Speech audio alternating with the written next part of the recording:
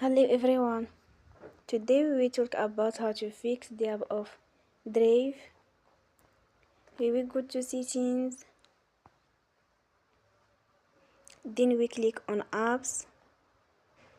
After that we will search the app Drive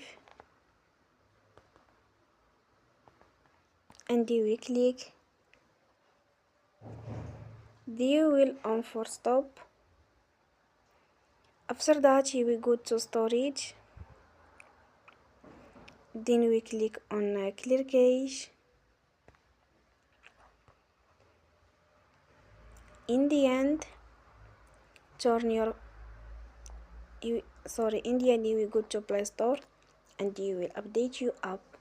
Don't forget to support us by like and subscribe. See you next time and thank you for watching.